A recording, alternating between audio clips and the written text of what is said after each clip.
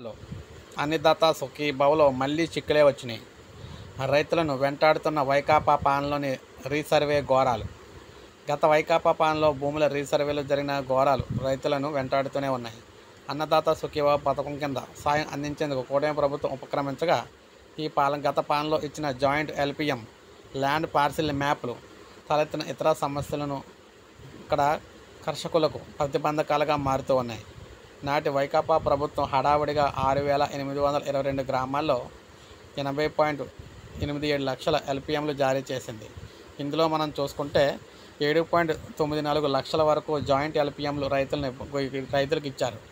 ఒక్కో ఎల్పిఎంలో పక్కపక్కనే ఉన్న 4-5 రైతుల పొలాలు ఉన్నాయన్నమాట.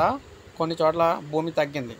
ఆ తగ్గింపు ఎవరికి వర్తిస్తుందో ఎవరికి వర్తించుతో తెలియక అలాగే జాయింట్ ఎల్పిఎంలు కొనసాగిస్తూ ఉన్నారు. ఈ నేపథ్యంలో అన్నదాత సుఖీభవ పథకానికి ఒక రైతు పేరు నమోదు చేయగానే మొత్తం విస్తీర్ణం ఒకే వ్యక్తి పేరుతో ఉన్నట్లు ఆన్లైన్లో కనిపిస్తుంది.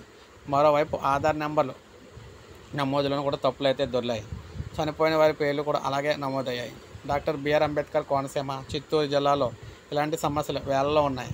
రీసర్వే పూర్తి చేసుకున్న గత ప్రభుత్వ హడావుడి చర్యల్లో గ్రామాల్లో పెద్ద ఎత్తున గందరగోళం నెలకొంది. ఈ సమస్యను సరిదిద్దే చర్యలకు ప్రభుత్వం ఉపక్రమించింది. కొన్ని చోట్ల ఎల్పిఎంల నెంబర్లకు బదులు ప్రస్తుతం రబీ సీజన్లో నిర్వహించిన ఈ పంట నమోదు వివరాలు ఇతర చర్యల ద్వారా అర్హులనైతే గుర్తిస్తున్నారు. సో మీరు చూసిందంటే గమనించిన ఏంటైతే ఎక్కడైతే ప్రాబ్లం వస్తుందో అక్కడ ఏం చేస్తున్నారంటే ఈ క్రాప్లో ఎవరైతే నమోదయ్యారో ఈ క్రాప్లో నమోదైన వారిని అయితే అర్హుల కింద లిస్ట్ కింద అయితే తీసుకుంటున్నారనమాట. మిగిలిన ప్రాంతాల్లో అయితే మామూలుగా వెబ్ ల్యాండ్లో ఉన్నవారి వివరాలు అయితే తీసుకోవడం జరుగుతుంది. మనకి తొందరలోనే అన్నదాత సుఖీభవ డబ్బులు అయితే రాబోతున్నాయి. అయితే ఇందులో ఎంతమందికి వస్తాయి ఎంతమందికి కాదు మనం ఏం చెప్పలేకపోతున్నాం, ఎందుకంటే వచ్చేదాకా నమ్మకాలు అయితే లేవన్నమాట. సో ఇది మనకి తాజా సమాచారం. ఒక లైక్ చేయండి, సబ్స్క్రైబ్ చేసుకోండి, మన ఛానల్ సబ్స్క్రైబ్ చేసుకొని